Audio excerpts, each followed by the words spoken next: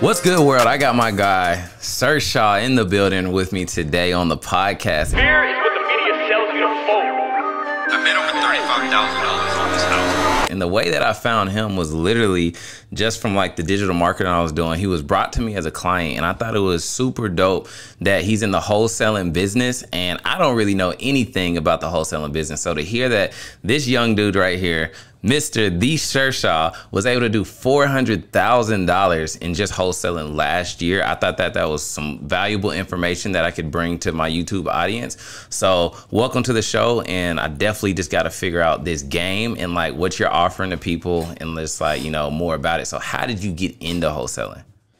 Yeah, so I've been doing wholesaling for about like 3 years, but I originally wasn't doing it as like a solopreneur, like grinding and hustling. I started working at a wholesale startup company, and I was just like a sales agent there, making calls, talking to sellers, sending contracts. And I was doing that for about 2 years before I finally decided to make the jump to start doing it solo, and really building the business from like a grassroots, kind of doing my own thing. So really, I started at, you know, working for someone else, and then I eventually decided to make the jump. So it was never something that you just like jumped out and say, I'm like want to be a wholesaler. You just kind of fell upon it.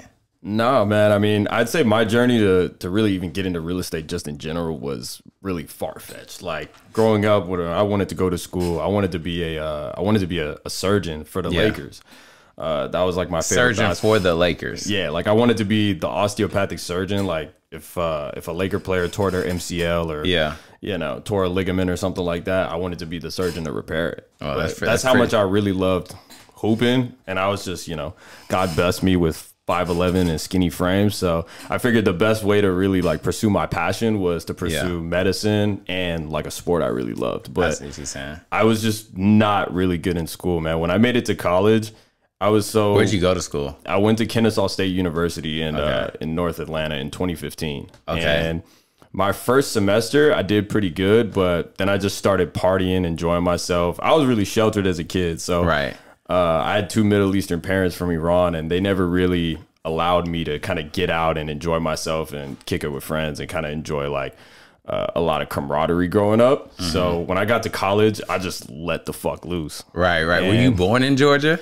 So I was born in a small town called Savannah, which is close to like Hilton Head, and it's close to a beach called Tybee, if anyone knows where that is. But it's really small. I think the population there was only like around 80,000. There's a small military base there, but there wasn't really much to do. Most of the weekends, like high school kids would just go to the beach or go downtown. There wasn't really much to do as there is like in Atlanta. Got you. So when you graduated high school, what did you go to Kennesaw for? Like, what was your mission at that point? So I was a biochem major, and I wanted to do 4 years undergrad, 4 years go to a med school, and then you do 2 years of fellowship, and then you got to do 2 years of residency. So for anyone that doesn't know, like fellowship is where you pretty much pick like a board and an association to become a doctor, and then residency is pretty much 2 to 3 years where you go and work under another doctor pretty much as like an apprenticeship before you can actually start practicing as a surgeon. So you count 4, 4, 2, 2, and then probably another year. So that's pretty much 13 years of school before I would have really been making, you know, multiple six figures. And you were like, nah, I'm straight. Well, I think originally it wasn't the time frame for me. Once the reality really hit me that once I started failing my classes, I actually sat with my advisor, and he told me there's no way you can dig yourself out this hole to become a doctor. So you should probably pick another career path. How did you feel at that point? I mean, I'd never had somebody tell me before that I was basically gonna fail at something. So it really smacked me in the mouth for sure. But at that point, I wasn't ready to give up from school yet. So I switched to exercise science, and I kind of still wanted to pursue the Lakers career path. If I wasn't going to be a surgeon, maybe I could be like a sports therapist for them or a nutritionist. And then another semester went by, and I got an email one day saying that, you know, Arya, you've been academically dismissed due to your failure of grades. Was that just from kicking it and everything? Yeah, man. I just remember day to day, like I'd go to sleep probably at 3 on a Monday or something. And then I'd wake up Tuesday, it's 12. I had 2 morning classes, so those were, you know, missed. And then all my afternoon classes, I'd just go to mess hall, eat, like mess around with the boys. And then I know you said you like, of course, grew up in a Middle Eastern family, and usually like kids are, you know, the training in the household is very strict, right? So do you feel that, was it that way at home, and then when you got to college, it was like just this sense of freedom, and you just kind of took advantage of it? Well, it wasn't just the sense of freedom. I think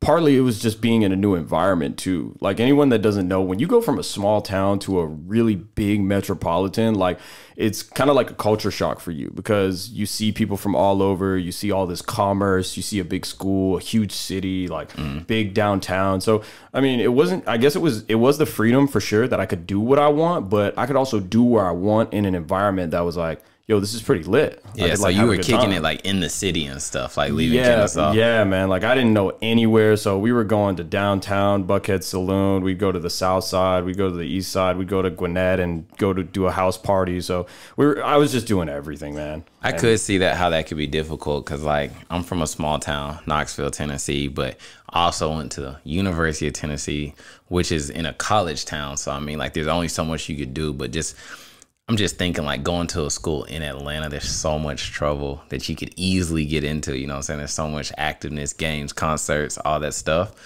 So I definitely see what you're saying, how just you could easily take advantage of that and just kind of not focus on class.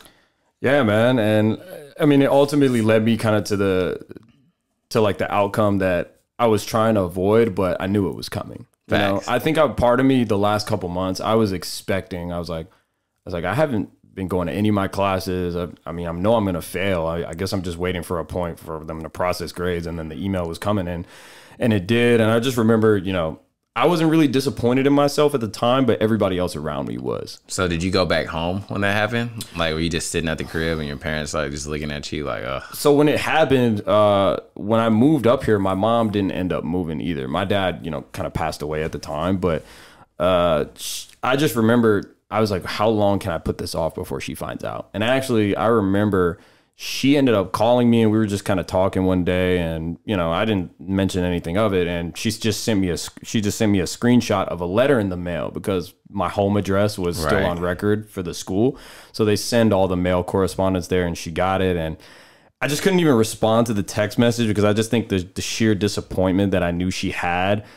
She was so disappointed she couldn't even say anything. So at that point, I couldn't move back home, because there's nothing worse than going back to a small town and living with your mom. And I just couldn't put myself. I don't think I had the shame to do that. So I figured, I was like, I have to do whatever I can to get back in school. Like, what do I have to do? So you start researching. They have these standards. You have to, you know, apply for academic renewal, and they put you on probation, and you even have to get in. So I wrote I remember sitting at my dorm desk with like a lamp on. I'm writing like this 6-page essay as to, you know, my extenuating circumstances. Right. And how I was going through like mental health, you know, basically all the BS you kind of write to get back in school. Right. And I finished it, and I actually, luckily, like a couple months later, the next semester, I actually did end up getting back accepted. And part of that was just like, you know, when something bad, like you get crushed and you try to build yourself back up, you have that extra motivation to really get pushed towards it. That's what got me back. I was like, okay, cool. Like, let me see if I can keep this going and I can actually graduate and finish my degree. And sadly, it really didn't last. Like that following next semester, I got dismissed from school again. What? Did you repeat the exact same thing that you were doing? I just pretty much, man. Like I got back in it. I remember the first like 3 weeks, I was on like a good track. I was going to all my classes. I'm keeping up with my D2L, which is like the school, you know, like the back end where all your homework is. I'm keeping up. I'm going to all my classes. I'm talking to these classmates. And I just remember at a certain point, I just slowly but surely, buddies are like, yo, we're about to be at this spot. Yo, we're about to be at this spot. I'm like, okay, cool. I'll be there. All right, cool. I'll see you there. And so you're kicking it and just not going to class the next day. Slowly but surely, I just started unraveling one layer at a time, just like an onion you're peeling. And same thing, man, happened again. You get another dismissal letter, and at that point, I don't even know if they let you back in. So I was just so broken at that point. I remember I was just like sitting in my room, and I was like, my life is over. Yeah. And you're probably at that point like, what's next? Because now it's like you can't try to get back in school. It's already been twice since you've been dropped out. So, I mean, like, you're probably, how long were you in this funk before you probably, what job did you get next? I mean, I remember there was a period for at least like 2 weeks, I think, before the summer came, because the second time I got dismissed, it was right around, we're heading into the summer. So this was around like May. So think like around the time people are graduating, people are talking about what they're about to do for the summer. Some people are going to Italy with their families, and I just flunked out of school. Yeah. So there was like probably a 2 week period where I was just, before they kick you out to like clean the dorms for the summer, I was just sulking, like waking up at 1 p.m. Just doing like, nothing. I'm eating like a bowl of cereal. Yeah. I'm not showering for 2 days. Like I'm just doing nasty stuff. Kind of depressed. I'm ultimately depressed, to be honest. But after that, I figured I was like, I can't just keep doing this. So I needed a job. And my sister at the time was working as a branch manager at Navy Federal, one of the biggest credit unions really in the world. Right. And I was like, sis, look, I have no experience. I just flunked out of school, but I need a job. Right. Like, can you please help me? And she was working at a branch in Savannah, which obviously I didn't want to move back home, but there was actually a branch that just opened in Kennesaw where the school is. And so she emailed the manager there as a branch manager, said, hey, I have a little brother. He's really bright. He's smart. He's all this good stuff. Yeah. Could you at least give him an interview? And the branch manager emailed him back. She was like, sure, yeah, we have an opening. Tell him to come by. And I remember going to Macy's and I was like, I have no money, but I need a suit to go get this interview at this branch. Right. Like, there's no way I'm going to get the job if I don't have a suit. So what'd you do? So I went to Macy's and I was like, okay, I have to buy a suit, but I have no money. Like, so what I did was I was like, oh my God, I can't do this. I actually jugged like a shirt and a pair of slacks and like some Oxford socks from Macy's. Damn. Yeah. And I ended up taking those and I broke the tag off and I was like, I got to go to Navy Federal and get this interview. You're right. So that was like one of the more demeaning things I remember doing because I was just so scared. I was like, I have to do this. Otherwise, what am I going to do to get this interview? I'm not just going to walk in there with a t-shirt. Right. So I remember, bro. After your sister said you were bright and all that type of stuff. Exactly, bro. So that was one of the more things where I was just like, dude, I never want to do this again. And after that, I just kind of had to suck it up. I took that and I went to the interview and I got the job. Okay, dope. So now you're working at Navy Federal, and we got some questions definitely about Navy Federal, just because all the, the loan hype and the credit cards and all that type of stuff. But well, I guess let's just get in. How long were you at Navy Federal? So I worked at Navy Federal for right around a little over 2.5 years. Like I'd say probably 2 years and 3 months. Got you. So what changed from the habits that you had when you were in college, not going to class, but to like actually be a good employee?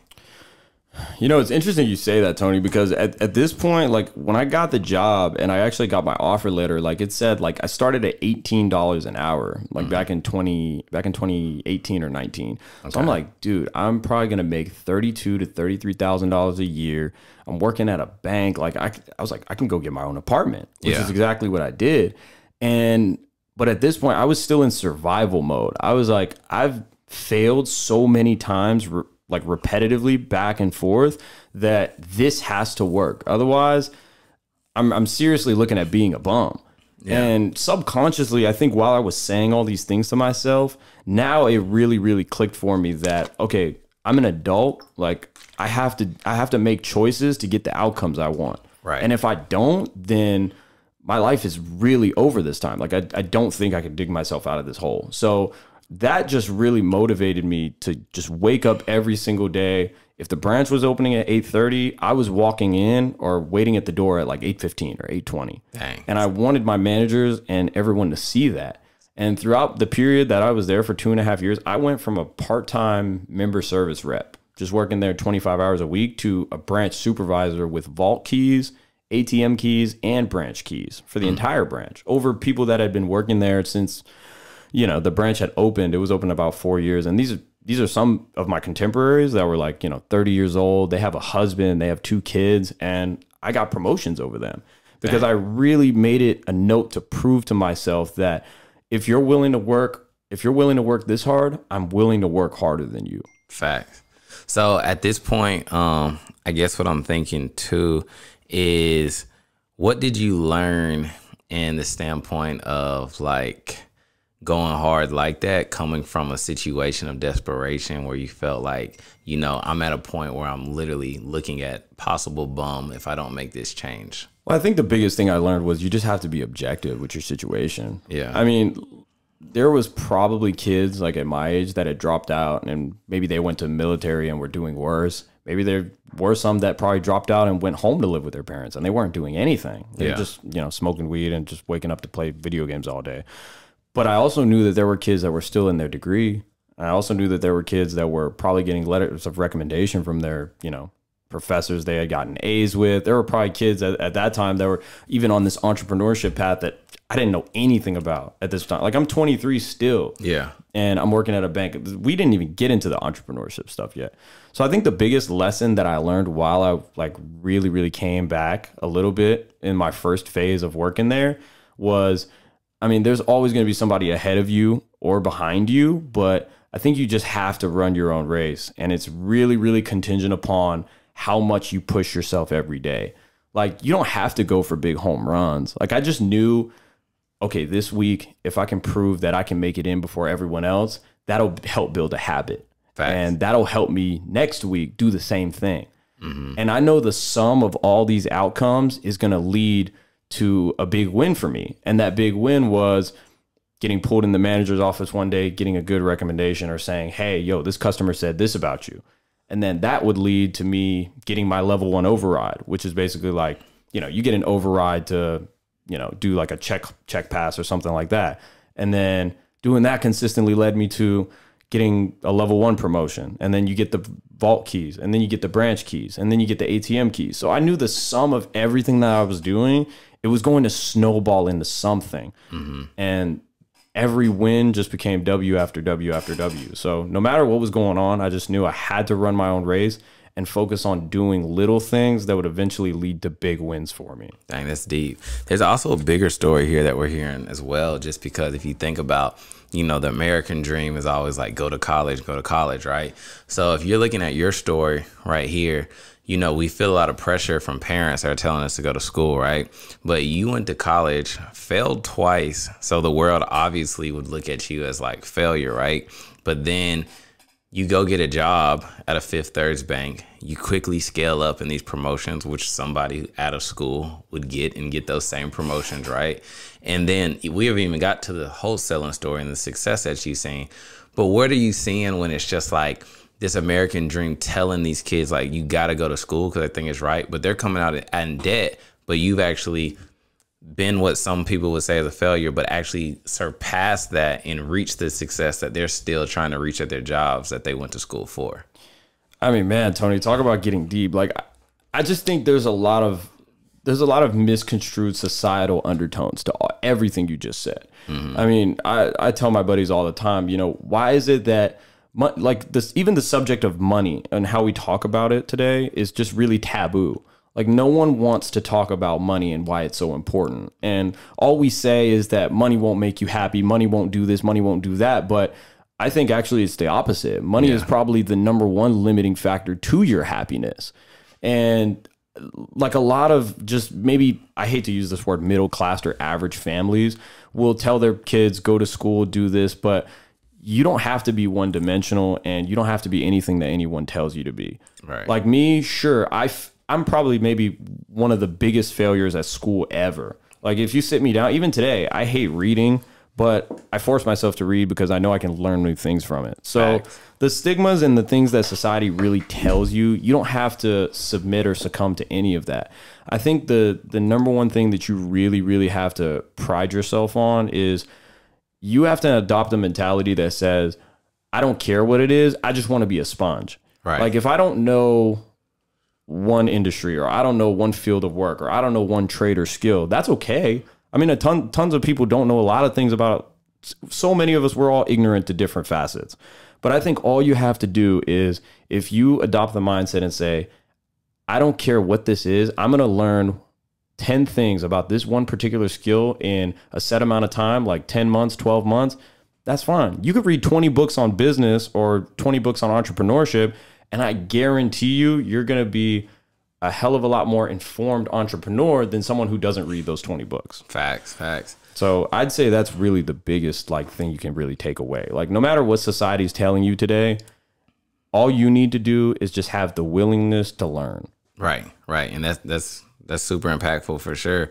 And one thing that just had me thinking too, when you're coming out of this place of desperation, right? You first got this job, not even on like jigging or any thief stuff. What's it like when you're working in the bank and you're seeing all of these people's numbers, their money? Is that inspirational, or is that almost like depressing? What's that like?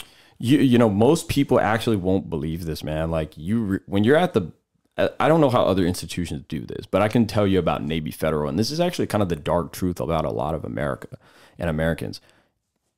Most Americans, I won't say average, most Americans are dead broke and in debt. Yeah. And that's just a sad reality. Like statistics won't tell you. I mean, of course it's anecdotal for me. I was just seeing people's accounts, but Tony, I can't tell you the amount of people that would walk in this bank when I'm on the teller side for the day. You'd see so many accounts. $80, $100. I can't count. I can't tell you the amount of time. People that you would look at and be people like, that you would look at and think that they have money and they have good jobs. But you could go into someone's user profile at Navy Federal and see their deposits for the last 12 months. You could see all their credit card applications, all the member notes in there, their credit history. I could pull people's entire credit report and look at everything on their credit. And like I said, like I probably saw thousands of people. I can't tell you the amount of people that have overdrawn their accounts, have, you know, credit cards with $7,900 limits, and you see 78, 77 of it is filled up. And they're making the minimum payments. They've been making the minimum payments for the last 12 months. They've paid over $3,000 in interest in the last 12 months. And then you see them go walk back to their nice car. And they're walking back to their, you know, $48,000 car loan of a Mercedes G-Class, you know, like whatever. But the sad truth is that most Americans do not have money. They don't even have $1,000 in a certificate of deposit or a savings account or a money market savings account, anything like that to cover an emergency expense. And it was really, really sad to see. And I would, you know, I'd talk to a lot of my coworkers at Navy Federal, and I'd even tell them, I'm like, dude, I can't tell you the amount of people that I've seen that just don't have money. Yeah. But you know what's funny? Neither did we. Right. We were working at the branch, and I didn't have, I didn't even have $5,000 saved. Like, I think that was the first time working at Navy Federal. I probably maybe saved up $3,000 in a savings account, and that was busting my butt working 40-hour weeks, week after week after week, sometimes overtime on the weekends. Yeah. But the truth is, Tony, the overwhelming sad truth is most Americans, I'd say most, are broke, and you learn that, and I learned that working there. So now that you've seen that and you have this other perspective, how did that shape your mind around money? You know, when I was there, I had finally like broken a new plateau in my life, because I went from flunking out of college twice and, you know, barely having anything to my name, that I felt really rich at Navy Federal, which is weird, right? Like my perspective was at the time, I was like, dude, eventually once I got a raise, I was like, I'm making $22 an hour. I'm 23 years old. Like no 23-year-olds doing this. Like I'm the man. I finally got $3,000 saved up. I remember Navy Federal is actually, they take care of their employees pretty well, and they give you yearly bonuses in January. And my bonus one time was like $4,400. Like, so I was like, I was like, bro, I'm working at Navy Federal. I just got a bonus in January and tax returns still coming. Sheesh. So I was like, bro, I'm about to be like $8,000 up. Yeah. In 3 months. So I was like, I thought I had money. But I'll never forget this, Tony. This one day, this guy came in, and he had a plumbing business. And at Navy Federal, you know, he comes in with a lot of checks. People pay him with checks sometimes. And I opened up his business account and his personal account. And his personal account at first, like you look at it, it's like he has a couple $100. He has 2 credit cards. They're like zero balance, but he's got decent limits on them, like $10,000 limits. So I was like, okay, cool. But you open up his business account. This guy had like $500,000 in his business account across maybe 6 accounts. He had like different checking accounts and a couple savings. I was like, so I asked him, I was like, hey man, like, what do you do? He was like, I own a plumbing business. Yeah. I was like, oh wow, this is really dope. I was like, I'll be honest, man, with all due respect, no disrespect, you're the most money I've ever seen in someone's account. I was like, yeah, man, I've been doing this business like 10 years, but it's treated me pretty well. You know, me and my family, we have a nice house, we have a decent car, kids are, well taken care of. And I stopped for a second and I was like, this guy's being really modest, but I can tell he has a lot of money. Like he has money. So was he dressed like a porn? No, like he was dressed like a guy in like a plaid shirt, some slacks, and like some loafers, like maybe like some Sperry's. What was his age? Like 40s, He 30s, looked like he was in his 50s? mid. He looks like he was in his mid 40s. Okay. So for me, like that was where I'll never forget that moment because that's where it changed for me. I realized I was like, okay, there's the level of money I'm making, and there's levels that other people are making a lot more money. Yeah. So I was like, how do I make this money? Like there has to be some sort of trick, because there was no way that the numbers I was seeing on the screen, like it's all digitized. He's depositing prints of paper that the Federal Reserve is going to take that money from the person who paid him his account and send it over here. So that's when I figured, I was like, okay, there's different levels of money and I have to figure out how to get it. Right. Somehow. I It's didn't know. good that you saw that, because at that point you're thinking that you're rich. And it was crazy, Tony, because I didn't know how. Yeah. I didn't know. I was like, okay, I'm going to do this and that's what's going to make me six figures. I didn't know. It opened my mind and changed my perspective that it was even reality. Right. You know, because Right. you don't like, you hear about billionaire, but most people, I don't think they know what rich is. Right. And that's what changed it for me. Like, just, I think seeing it on that, when I was behind that screen and he was in front of me at the teller line, that's when I realized, I was like, okay, like this amount of money is possible somehow. I see what you're saying. And before we spin out of Navy Federal too, just to like give the people like some game, you know, everyone's always talking about Navy Federal. What's some of like the best plays, benefits that, you know, Navy Federal offers, as far as in all the different credit lines, the credit cards, the boom? Like, I mean, you're behind the window, so you know. All right. So, okay, this is the game when it comes to Navy Federal. And I'm sure it hasn't changed because it was even like that before I was there. So, okay, if you want to get membership in Navy Federal, it's very, very easy. You have to either have a sponsor or you have to be eligible through their tree of membership, which is basically you either have to mom, dad, brother, sister, grandma, or grandpa had to have served in one of the armed forces, like Navy, Air Force, Marine, Corps of Engineers, stuff like that. So all you need to really do there is you just go in, say, hey, I want to establish new membership here. My grandfather was in the Navy. It's always good to say your grandfather or grandmother. If you say mother or father, sometimes they may question your eligibility because they may say, hey, well, we have to prove that they were actually in one of the forces. Can you ask us to bring you their DD-214, which is like their discharge papers? Right. So what you do is you make it easy. Say, hey, it was my grandmother, grandfather. They passed away. I really don't know where their paperwork is, and they'll, you know, they won't look twice. Yeah. So basically, you'll go there. That's how you establish membership. Now, the key is with all their lending products. This is only for personal and consumer ones. So we're not going to talk about business. For any of their consumer lending products like credit cards and consumer loans, if you have A+ credit, it's okay to apply right off the bat. But Navy Federal is like a credit union, so they really value membership and essentially the level of banking rapport that you build with them. So if you want to guarantee, if you want to make sure you can get as much possible in available credit, like open-ended credit, like credit cards or like checking line of credits, because they offer those too, make sure that when you open a membership there, get as much available cash as you have and put it in your savings account. Okay. I don't care if you have 5 grand, 10 grand, 20. If you have 6 figures, get it, wire it there, and just leave it. Leave it for about 7 to 14 days. And then come back to the branch and tell them, hey, I want to apply. I want to do a credit card application, or you can do it online.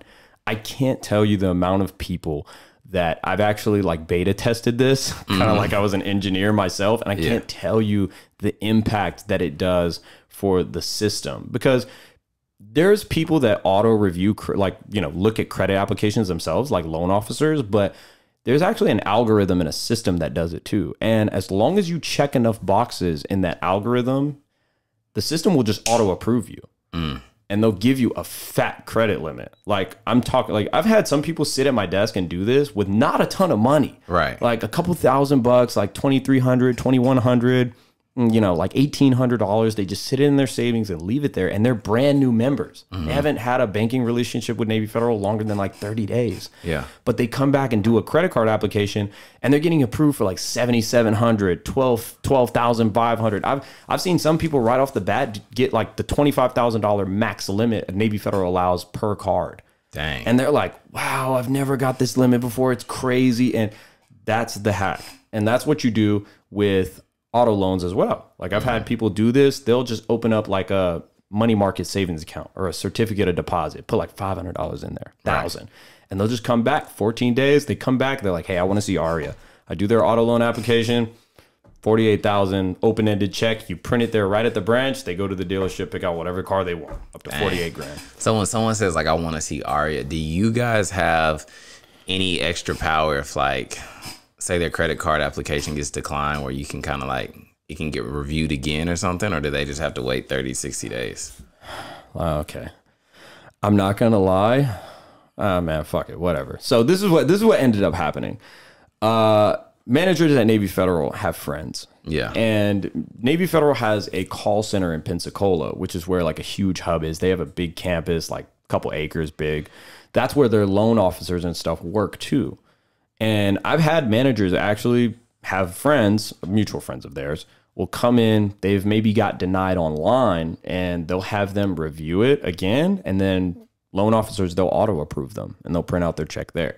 Nice. So, I mean, things like this happen in the banking industry a ton. Obviously, I mean, we don't have any real power because we're just supervisors or member service reps. But, oh, yeah, the assistant manager and manager, they would do it a lot. And then they'd actually come back and tell the employees and laugh about it. Sheesh. But so, yeah, I definitely just had to get that game in there because I know there was game with Navy Federal. So when did your time at Navy Federal start to expire and then you get into this next chapter of your life with the wholesaling?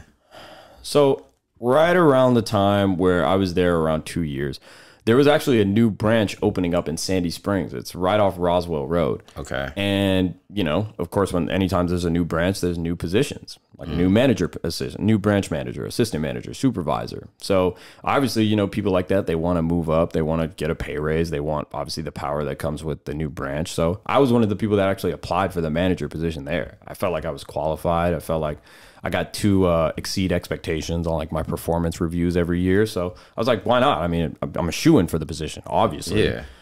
And I just remember we're going through interviews and the branch manager from our branch and the regional manager for the whole Southeast region, all the branches in Navy Federal from South Carolina, Georgia, Florida, and Alabama came to our branch and interviewed us. And I did really well. They, you know, after we were done, the regional manager was like, hey, man, I think you're a shoo-in for the position. We're definitely going to, you know, delegate about it a little more, see we're going to get back. And I'll never forget, one day, my branch manager and assistant manager pull me in. And they sit down and they say, hey, Arya, you know, you've been killing it. This is about the manager position for the Sandy Springs branch. So I'm like, oh my God, I'm about to get the best news of my life, right? Right. Like I'm about to have my own branch. I can do what I want. I can stay at home on Saturdays. I can come in late. If I want to go get an oil change, I can do what I want now. Right. And I'll never forget that they told me they turned me down for the position only because it wasn't my time yet. And when I asked them what I meant by that, they pretty much told me that, look, man, you've been here, you've been promoted a lot, but there's other people that have paid their dues, and I think they need a shot. Yeah. So we want you to, you know, keep doing what you've been doing, put your head down. When the next branch opens, we know that you'll be next up. And how much time would that may have been? Who knows, man? Yeah. I mean, it could have been another year. It could have been another 2 years. Who knows? I mean, dude, Right. you're talking about opening a branch, like a business setting Not up even another position. setting up a new branch. position. Like, and Yeah. I'll never forget, Tony, the number one lesson that I learned from that was that office politics and things that you can't control will determine your destiny in the corporate world. Yeah. And just the level of they knew I was better, but Yeah. they still didn't give it to me because they felt as though they had to make a corporate decision to please other people and not lose other talent. And look, at the end of the day, part of me still says I can't respect it, but that was the moment where I said, I never want my destiny to be determined by something that I can't control or something that's, you know, exterior. Yeah, because I mean that's important too. Because I just look at it like entrepreneurship is difficult, right? But it's just the point of I can wake up each day and go and hunt for my destiny and the dreams that I want. And even though there's days that I might not reach it, it's just the fact that I know that I'm in control And that's where entrepreneurship wins to me. You know what I'm saying? 100%. Like, if you crash the car, it's okay. Like, you can keep going on that path. But I knew at that moment, and you know what's crazy, Tony? After that meeting, 2 months later, I quit. I didn't even put in my 2 weeks. Like, I told them, I was like, hey, I'm not showing up. I'm going to come by and drop off my keys. Dang. So after you quit, what was next? It was because after that meeting, I had already checked out. Yeah. Mentally. And now you're just kind of. Because I think I was so disappointed. And part of that, I guess you could say, is me being emotional, which looking back, I should have probably put in my 2 weeks and been professional about it. Sure. But I think as soon as that happened, mentally, I was already out. Because at that time, you're kind of chasing, like, you're like, this is my ladder. And then once you saw that, like, it really wasn't, it was just like. It was almost like the stepping stone on the ladder was taken away from me. Yeah. On purpose. Right. And I guess part of that was, you know, this is a good lesson to always manage your expectations too, because I kind of figured maybe I was getting it. And maybe someone else may say, hey, Arya, maybe you really weren't the best. Yeah. I mean, you can't tell me that. I thought I was, but at the end of the day, man, that was really the outcome that came out of that. I didn't want anyone else to be in control. And just like you said, like, I wanted to drive wanted to drive my own car. Right. Facts. So what ended up happening after that was, you know, I ended up quitting, and I kind of took like a month to really just chill. Because you had some money. Yeah, I had some money. I was living at, you know, my own apartment at the time. I had a dog, so I was staying busy somehow. And I told my sister actually called me one day, and she was like, hey man, you know, I know you left Navy Federal. We were really close at the time because we were working together, talking every day. She was like, well, I just want to know what you're going to do next. And I was like, well, I really don't know. And she was like, perfect. I have an opportunity for you. I was like, okay. And she was like, you should learn about real estate. And I was like, well, what do you mean? And she was like, you should learn like what real estate is, how to sell real estate, how to lease it. She was like, do something with real estate. It's sales, it's negotiation, it's, you know, working with people. That was the same thing you're pretty much doing there. And she was your like, sister kind of put you on twice. Basically, man, listen, shout out to Shiva. That's my sister. Love her. Shout out to Shiva. Yeah. But she told me, she was like, look, figure out something about real estate. She was like, I have my real estate license. If you want to do that, I can teach you how to do it.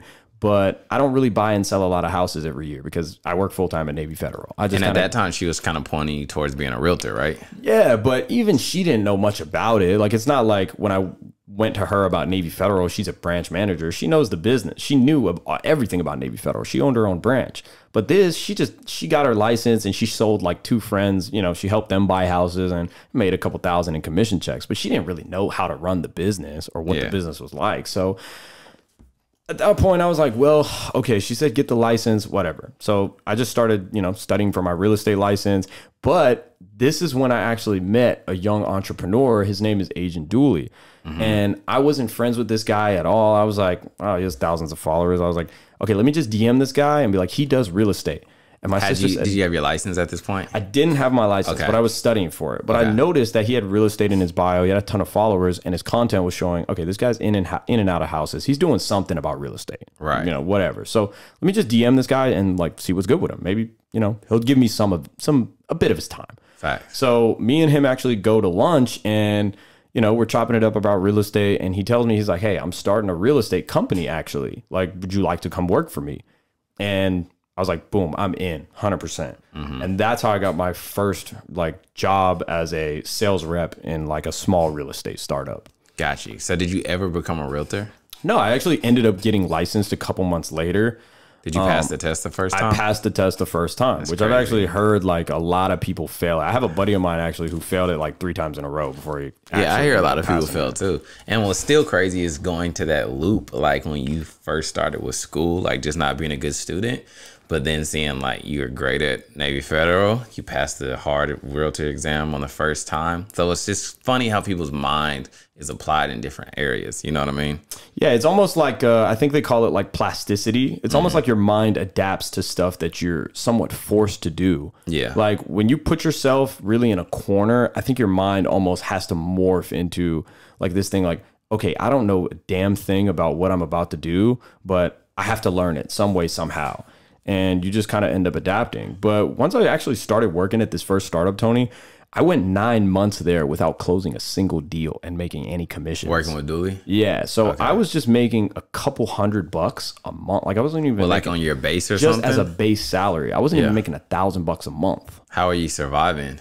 at this point, what I ended up doing was I was like, look, I don't know if this is a sure thing. My lease was ending. I actually called my mom and I was like, look, Mom, I need to move back in. You have an extra bedroom. I have a dog. Back in Savannah? No, she actually ended up moving up here. Okay. At the time, she sold one house down there because after our dad passed away, she ended up, taking a lot of the assets that he had.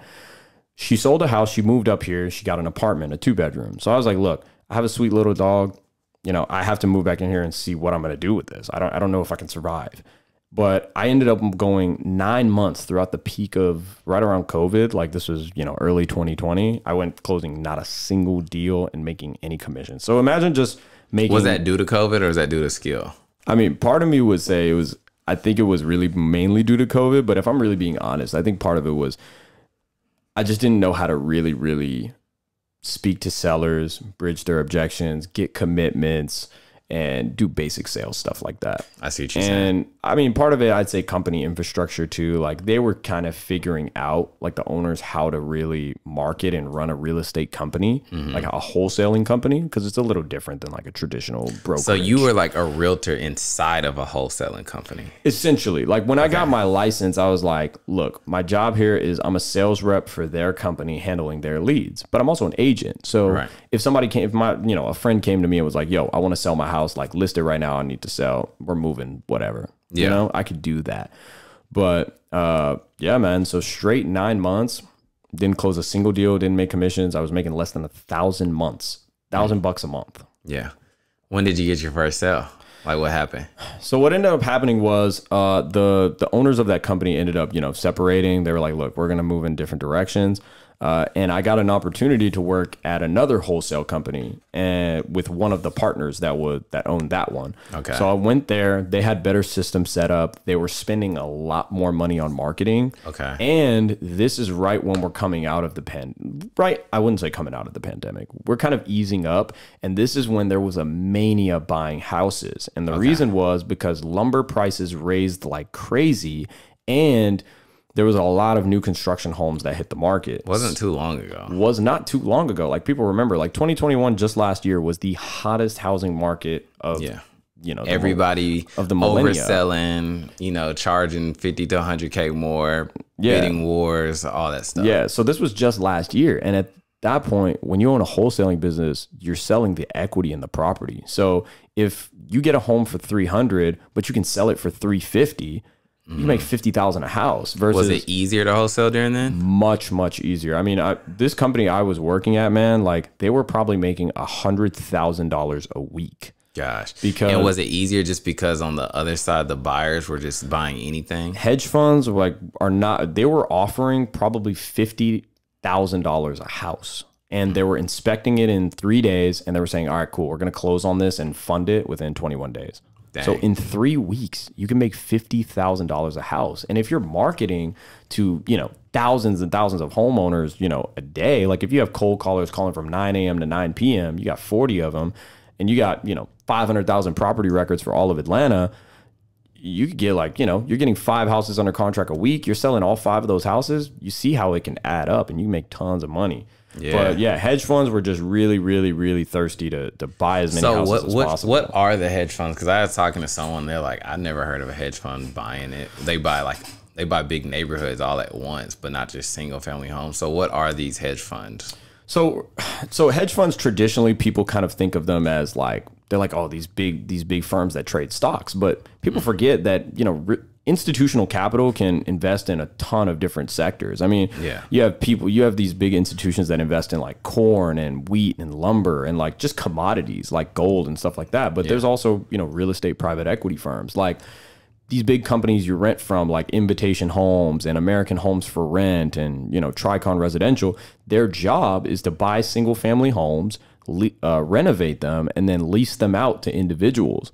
And then their eventual exit is they'll sell them 5 to 7 years when the appreciation has gone up. So the rent, because one of the houses that rent out for one of my guys is through Tricon, mine's through Brandywine, and they just have a whole bunch of houses, right? Yeah. So is it really just to get us as tenants just keep it running while it's appreciating in 5 to 7 years? They're just exiting out. So Exactly. And traditionally, Tony, you wouldn't think that this is super profitable. Yeah, because that's why I didn't. That's why I was thinking. Yeah, because think about it. If you buy a home for $250, you put in $30,000, do brand new, vinyl floors, granite countertops, new toilets, new tubs. Like you may put 30 grand into a house. You're all in, so 250 plus 30, 280. But you rent it out for, let's say, maybe, on average in Atlanta, it's probably like 18. Well, when I first got there, 2018, it was 1,300. Now it's up to 17. Let's say like 17, 1,800 a month. Yeah. So over the course of 12 months, you're like, oh, that's not that much rent. Okay. Over the course of 5 years, that's a decent amount of rent. Whatever. But they're buying them cash, so it's not like they have any equity debt. But think about if you're doing that with 50 to 100 homes a month across 5 metropolitan areas in the country: Atlanta, Tampa, Jacksonville, Las Vegas, Phoenix, Chicago. Because that's what, like, you go to their website, I see all the different, all the like areas that these big funds are in. Now, if you do that at scale and you're buying portfolios and you're exiting these, at hundreds of houses a time, I mean, think about how much money these companies are. Volume game. And you got to think, these are publicly, some of these companies are on the stock market, like Invitation Homes and American Homes for Rent and Tricon. Like these are publicly traded companies. So there's a lot of capital involved. And that's why, again, their job is to buy up all these single family rentals. Like they're not interested in buying condos or, townhomes and stuff like that. Their job is to buy these big single families. So like with that, what's the beauty that you saw in wholesaling? Because you started at a great time, right? Yeah, I'd say the beauty of it was, some things oftentimes like gurus tell you, Tony, it's like, oh, you see this, they're like, yeah, this is too good to be true. Like the fact that they could say you could flip houses with no cash out of pocket, right, no credit, right, and no real estate license. Right. I mean, if you hear that, like, would you really think that's true? I was like, I'm skeptic. Like, yeah, because I would see it all the time, but then you're just like, seems like it's difficult because I would hear, okay, you buy a house from person A, you're person B who's making the deal, you sell it to person C. So yeah, it sounds easy, but it also is like, yo, this is someone's house. So like, how do you get over that type of objection? You know what I mean? Yeah. Are you just talking about like objection with the seller, or like what do you mean exactly? Just somebody who's sitting on their phone and they see an ad and it's like, oh, you can start wholesaling. You know what I mean? And then it's like you said, they see it and they're like, oh, that's too good to be true. It's like, how, since you've lived that life, how does it actually happen? Yeah, so I think the proof is nothing's better than showing someone, right? Right. So, to wholesale a deal from from start to finish, all you really need is a lead, which is someone who wants to sell their house, and a buyer, someone who wants to buy the house so you can make a profit.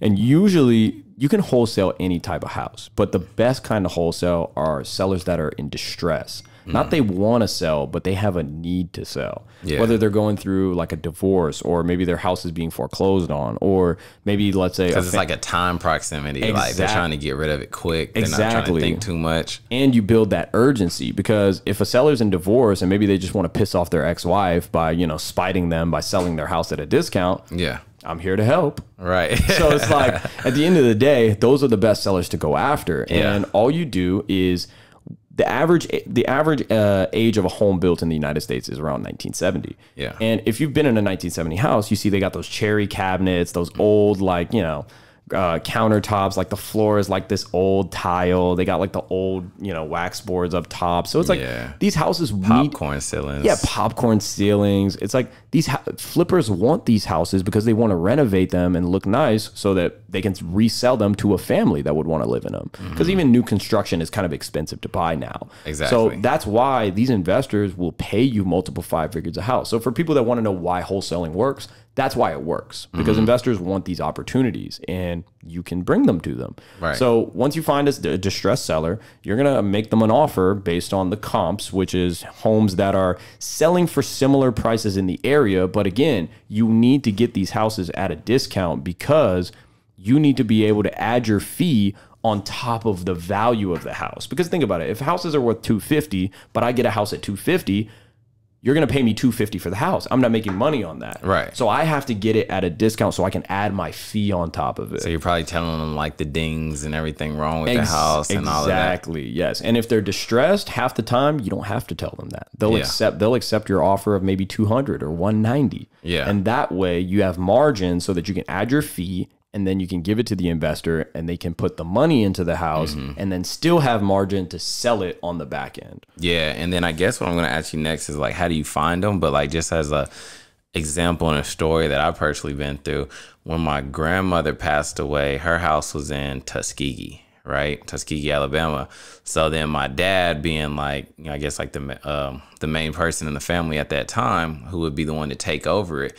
He's like, I'm not trying to drive 5 hours up there to take care of that home. Right. Of course, they found someone in the family who like took it over. But at that point, he was literally trying to figure out how to unload this house because now it's a problem, right? You know what I'm saying? Yeah. So like those are the people that are prime candidates for wholesaling, right? Because it's like now they're presented with the problem. They're like, I don't really want to manage this house. I don't want to pay to cut the grass there. You know, it's somewhere else. So how do you find these people? So what you just mentioned is actually like probably the best data to pull. Those owners are known as absentees. So let's say, for example, I live in Georgia, but let's say I own some property in like Virginia and I lease it out. I'm an absentee owner and there's a tenant living in my property. Yeah. So let's say, you know, the tenant's lease goes up and they're like, hey, I'm going to move to, you know, California, go stay with my daughter or whatever. Yeah. Now my house is vacant and maybe, you know, this tenant's been kind of causing me some issues. Maybe I'm a tired landlord. So the way that you find me is there are data companies, real estate data companies that have data from public record, like the USPS and stuff like that. And what they do is they list the data on their website, and you can buy these lists per criteria on different filters, like absentee owners, which are owners that live out of state and rent their property, tired landlords, people that have tax liens on their property. That's all public record. And you can pull all these different types of lists, and these different lists, once you get the data, you can do something called skip trace it. And what that is if you get the property data, but you don't get the owner data. Like I can't contact the property. I want to contact the owner of the property. Right. So what you do is you'll skip trace it. And there are people that have, you know, softwares that do this professionally, and you can take it, they'll skip trace it for you. They'll give you the owner's, obviously first and last name, emails and phone numbers. And that's when you can market to them through a ton of different channels, like ringless voicemail, cold calling them, SMS. You can send them mailers. You can send them tons of marketing from a ton of different angles and inquire, hey, are you trying to sell your property and are you interested? And if they're on that list, there's a high probability that they want to sell. So obviously you just said that information's out there. How often do they hit you back versus you having to be really aggressive to actually like get them on the phone? So it kind of comes and goes. Like if you pull a list of, let's say, like 10,000 records, the odds are that about 20% of those people are going to want to sell at some point, whether that's currently or within the next 6 to 12 months. Yeah. I mean, there's going to be tons of people that are going to tell you, no, fuck off. Like, I'm not selling. I'm going to report you to I'm on the federal do not call list, blah, blah, blah, blah, blah. But that 20% is who you really want to focus on. And it's probably really just hitting them at the right time. It's hitting them at the right time. Because there's sometimes I see emails and I'm just like, I don't need this. But then there's sometimes like it's at the right time and you may respond. But what you saying? And I tell you what, Tony, like what you just said is 1,000% right. I can't tell you how many deals I've lost on because I've contacted people and they've said, hey, it's under contract. We're set to close next month. I'm like, damn it. Yeah. I should have put you on a drip sequence or a follow-up. Yeah. But if you just hit these people, and the best way I like to do it, this is Jim right here, do SMS, because people are on their phones a majority of the time. They're going to see a text message, and cold calling to me is just really inefficient unless you have leverage. You don't want to sit on the phone 8 hours a day just, you know, calling these people. So if you have leverage, you can either hire a VA to do it, and at that point you focus on other stuff, or you text blast. And you can send 1,000 text messages just by clicking your mouse. Right. Boom. So you do that. And once you market to these sellers, and then let's say you get a guy, he's like, yeah, I'm actually interested in selling. You figure out a couple specifics about the property.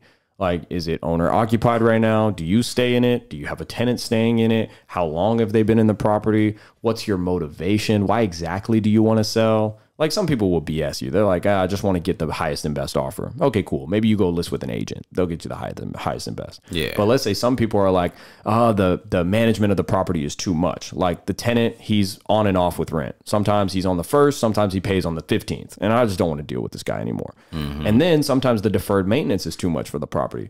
They're like, I've had to put $10,000 in this property in the last 6 months. Like I can't afford it anymore. Yeah. You know? So you gauge their motivation, you gauge their timeline to sell. Are you even ready to sell right now? Like, could you go to a closing attorney in the next 3 weeks and sign the paperwork?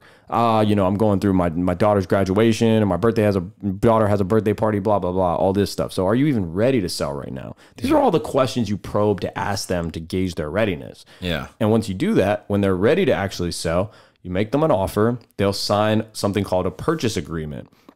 There's different versions based on each state you live in, but there's usually standard ones you can put together that are pretty like uniform and doesn't have all the extra, jargon, like real estate legal jargon. Right. You can send them one of those, they'll sign it, and now at this point, you got the property under contract. There are 2 parties in a legally binding agreement. One party is going to be the buyer, the purchaser, and the other party has agreed to sell their property at a set price. And do they know you're wholesaling? They don't. And what you tell them is, some people will argue this is shady, but to me, if you sign a contract that says you're going to buy the property at a set price, you're just fulfilling your job. You're buying the property at a price that Pretty much like outsourcing. Yeah, I didn't force the seller to agree to sell their property at this price. I made them an offer, and if they accept it, then I'm going to fulfill the terms of the contract. So at that point, once you get the property under contract, what you do is now you can find a buyer. And all we need is someone to pay us more than we have this property under contract for, which, let's say I offer you $190 for your house. Well, if I can sell your house for $220, I can make 30 grand. Facts. Now, all I need to do is find a buyer to purchase it. Now, that depends on the kind of deal you have. If you have a deal that's like a fix and flip, let's say it needs renovation, you may want to find like a guy that does a lot of flips in your area. Right. Or if it's a house that looks pretty turnkey, let's say you could live in it right now, find a hedge fund, because a hedge fund is going to be the ones that is going to make you an offer that will make you more money than you've made all year. Because they just want turnkey. They want turnkey stuff. They don't want something with foundation issues, broken windows. It needs a whole brand new roof. Like, they don't want stuff like that. Yeah. They want to be able to come in, spend 30 to 35 grand in repairs, and then they want to be able to lease this house within 30 days. Makes sense. Yeah. For sure. So when did you see your first success in wholesaling? Like, you were working with Dooley, and then that business separated. You worked with another guy, and then they had better systems, and then you started wholesaling through them. Like, when did you go out on your own? So right around the end of 2021, like right around November, I'd say, that's when I kind of made the jump. I was like, look, I want to do this solo. It supported me. I was like, cool. It's time for me to set my systems up. And I did exactly what I just told you. I pretty much bought data. I set it up with SMS marketing. And then as the leads are coming in, I'm putting them in my tracker sheet. I'm putting them in my spreadsheet. And within about 2 weeks, I got this house actually in Douglasville that a guy was like, look, I've been working a warehouse job. I'm having back issues. Like, I don't want to work this job anymore. I want to sell my house and I want to go move with my father in Tennessee. He's about to pass and he's going to give his house to me. So he wanted to basically go help his father in his last kind of, waning days. And then eventually he'll have the house up there for free. So I was like, okay, cool. I meet the guy. He's a super nice guy. I pretty much let him know all up front. This is what, repairs are going to look like for the property. I'm setting the expectation with him. I'm asking him these questions too. I'm like, okay, are you ready to leave your warehouse job now? Like within the next 30 days? Because that's what our timeline is for us to buy a house. If so, are you going to be able to move all this stuff out of the property in the next 30 days? Because the house has to be delivered vacant. At least that's what I was thinking, because I knew hedge funds don't allow stuff like that in the property. They're like, you have to deliver it vacant. It's like, okay, cool. So I'm asking him all these questions up front. He's like, yeah, I may need 30 days to move out, something like that. Cool, no problem. So as I get home, I'm doing the numbers. And keep in mind, at this time, we've gone through maybe 7 or 8 rate hikes. So the market is really pulling back on us. Yeah. And I wasn't really sure, what do I offer this guy compared to 6 to 12 months ago? There's no way I can give him close to what I think I can.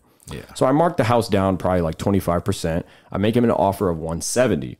I'm like, cool, let's see. I didn't even discuss numbers with this guy because I just wanted to see. In real estate, if you want to make a ton of money, Tony, the number one thing you need to do is you can't be afraid to lowball people or hurt people's feelings, because when you do those, you may be surprised. You'll get an offer accepted, and then you may make, 6 figures on one deal. But you can't, if you're afraid to do that and you're afraid to insult somebody, you're going to offer them more. And then maybe you just, you cheated 30,000 away. Yeah, you just threw 30,000 away and cheated your own blessing. So I've learned it's not insulting anyone. You just make them an offer and see where it goes. And the 170, he actually signed it. Dang. And he was like, look, I love the offer. You gave me 30 days to move out. I signed it and I sent it to a fund and they gave me an offer for 215. Sheesh. Yeah. Win. Yeah. Yeah. So they gave me the offer for 215. They inspected in 3 days and they were like, hey, we want to close on this in 10 days. Like I was like, oh shit. Yeah. Okay. So did he have to be out in 10 days? No. So what we actually ended up working out is something called post occupancy, where I hold a $3,000 deposit, and you can tell the closing attorney this too, but you obviously have to articulate this to all the parties. You tell them, hey, the seller needs 30 days to move out. And you tell the hedge fund rep, you're like, look, this guy, he really needs some time to move out. But what we can do is, why don't we hold $5,000 from the proceeds as a deposit? If the seller moves out within 30 days, you get your deposit back. So the hedge fund pays the money. You guys will hold 5,000 from the original seller. From the seller, yeah. Gotcha. If he moves out on time, give him some urgency. He'll get his deposit back. If he doesn't move out on time, we take that. He forfeits his deposit. So that's pretty much how it works. And then I'll never forget when I signed that deal and the wire hit this brand new Chase business account. I was like, wow, I just made like 40 grand. This is pretty dope. And so how does the wire work? Leaving. Like, how do they just send you the difference? Exactly. So the way that it works is, legally what the closing attorney does is they have accounts called escrow. And those are pretty much verification bank accounts for when, if you're selling your house to me, if I'm the buyer, I have to make sure that the wire is properly received and that it's the same amount that the numbers work out on like the settlement statement. So the bottom line at the bottom, when they account for all the county taxes, because when you sell a house, there's tons of extra fees. There's attorney's fees, there's title examination fees, there's county taxes, there's a county water bill you have to pay. There's tons of fees that add up to that, and you have to make sure that bottom line at the bottom line matches up to how much the buyer wired in escrow. So the attorney, once they get the money, they'll verify that amount, and then they'll disperse that to the seller, and then they'll record the deed, which shows the ownership for the property being transferred from Tony Smith to Arya. Okay, so let's break it down real quick one more time, just so very easy. This computer, I'm the Tennessee guy. I'm from Tennessee. I'm the Tennessee guy selling the house. You're Arya, this computer right here, wholesaling the deal. Okay. And you're the hedge fund, right? So you told me I was going to get 170, right? Right. The money starts from the hedge fund, which is you, right? Exactly. They're paying 215, and that goes to the bank. It goes to the closing attorney. So it goes in escrow. And then once it sits in escrow and they see that it's the proper amount that's on the settlement statement, which is the bottom number, they'll disperse the 170 to you, minus the difference if you have a mortgage or anything left on the house, whatever. And then what they'll do is, that difference, they'll disperse that to me, the wholesaler. And they know that you're wholesaling the bank. Exactly. So that's how you get your portion. Exactly. Because you always want to tell the closing attorney, of course, like, yo, I'm wholesaling this house. Like, I'm not buying it to have it for myself. I'm here to make a profit. And investor friendly closing attorneys, they know how the process works. Okay. Yeah. Perfect.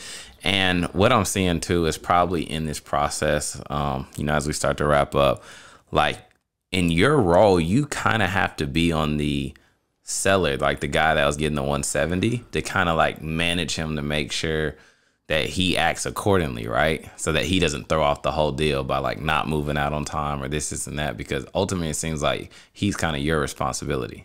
Oh, 100%, man, because no one's going to manage the seller. Like, as long as the number one thing you need to do throughout a deal is, after you've got a buyer and they inspect the house and they're like, all right, cool, we're good to go, you have to manage the deal. And by manage the deal, you have to manage two parties, the seller and the closing attorney. You have to make sure that the seller knows, hey, We're working on this. Like the title is being pulled. Every step that you hear something, you want to inform the seller, because I've had deals where my communication was off and the sellers thought I was on some shady stuff. Because think about it, man, you're like a random party reaching out to these people saying, hey, I'm an investor in the area. We buy houses. Would you be interested in selling?